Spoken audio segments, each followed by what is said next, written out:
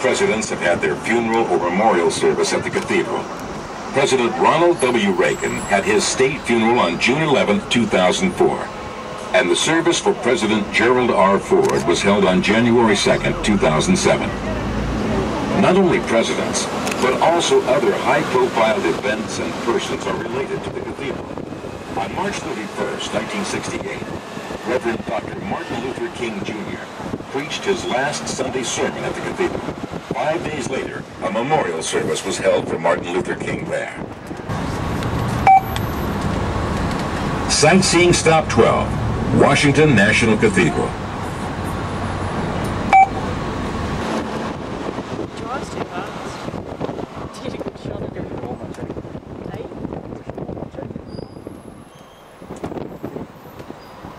Please remember to be seated when the vehicle is in motion and keep all body parts inside the tour bus. Thank you.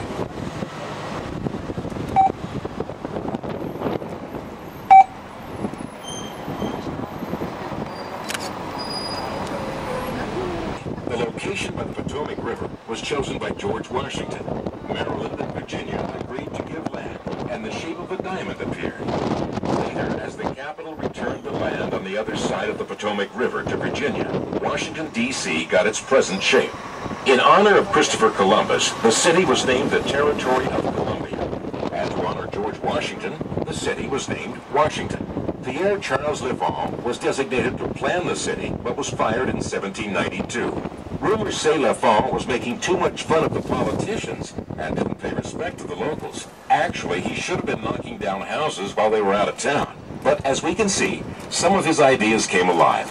Among them, the big boulevards and the mall.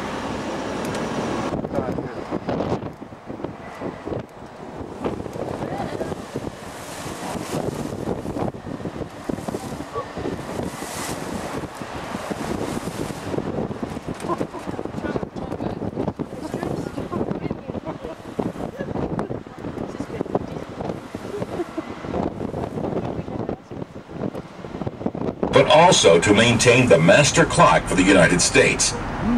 On the same ground as the U.S. Naval Observatory, we will find the Admiral's House, which is a 33-room mansion established by Congress in 1974, housing another very important and powerful person, the Vice President of the United States. Did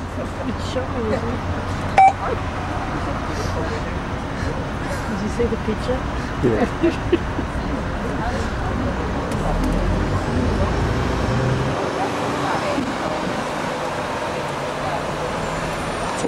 Looking to the right, we can get a glimpse of the residence.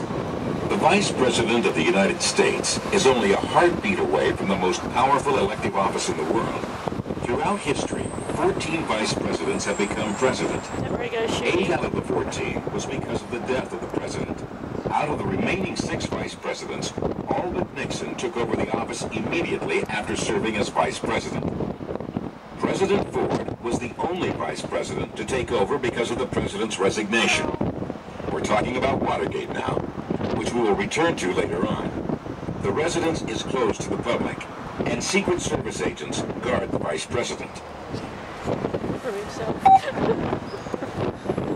This part of Massachusetts Avenue is also known as Embassy Row, and the first large building coming up on the right is the British Embassy. As we pass by, pay close attention to the statue of former Prime Minister Winston Churchill, standing with one foot inside the embassy grounds and the other within the District of Columbia.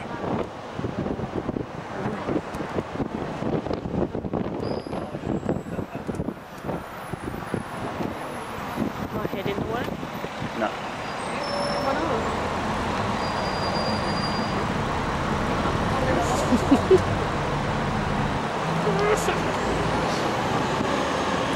We're not on this row, are we? Australia is down near the bottom. Check out King area.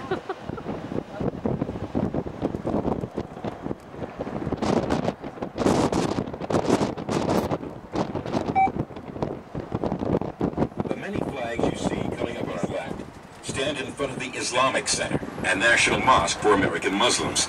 It is open to everyone, but remember to take off your shoes, and women, bring scarves to cover your hair. This beautiful building is incongruous from many of the other buildings on Embassy Row, once called Millionaires Row, when industrialists and financiers had their residence here.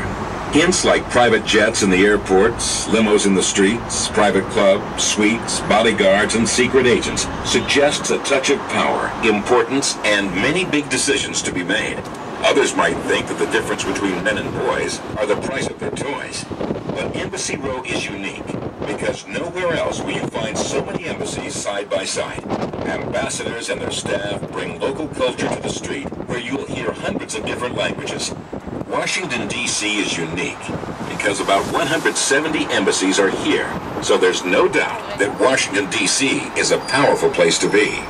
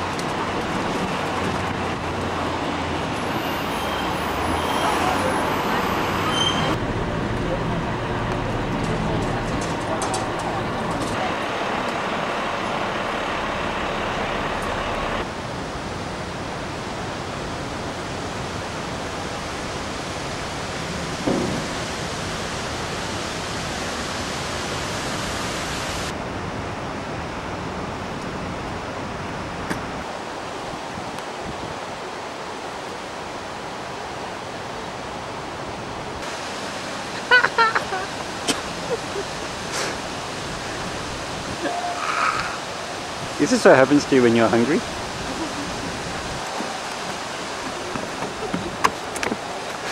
Oh, it's coming.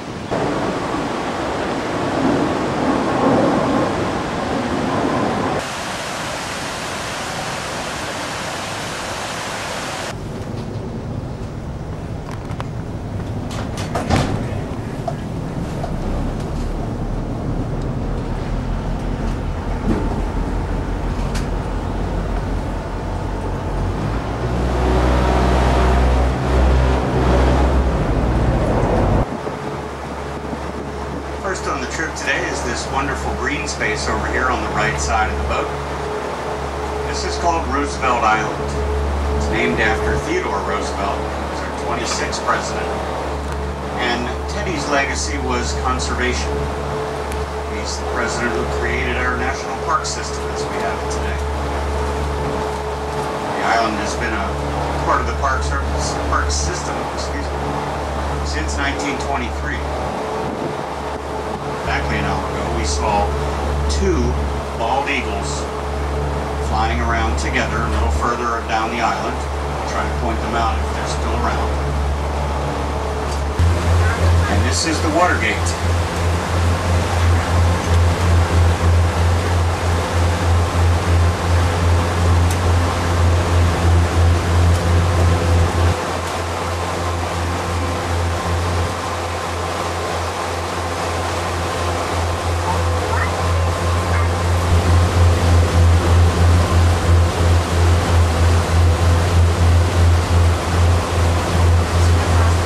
Funeral at Arlington. One of them may drop out. And dude, yeah, there he goes. The missing man formation.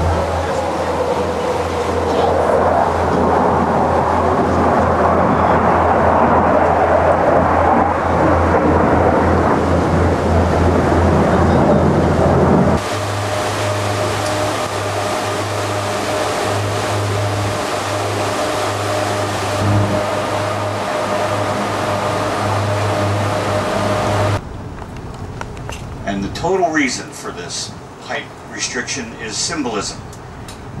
And it's all about that statue that's on the roof of the Capitol. She's called the Goddess of Freedom.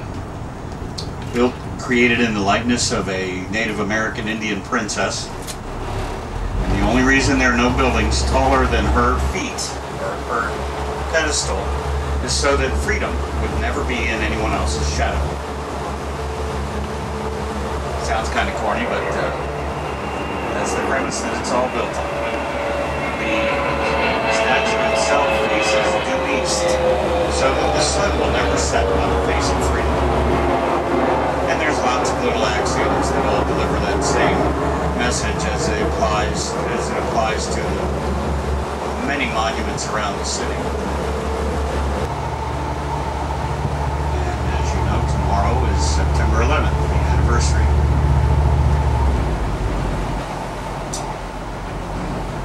There's another date associated with this building that you probably aren't aware of, and that's the day they started building it, the official groundbreaking day.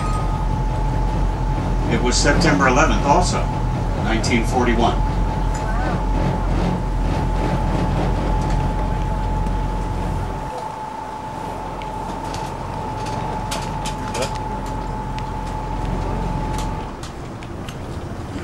When it was completed, this building was the largest office building in the world, and it only took them 18 months to build.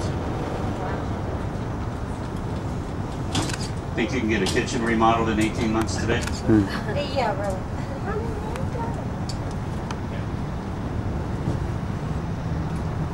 By the way, if any of you are considering traveling anywhere near the Pentagon tomorrow, make other plans.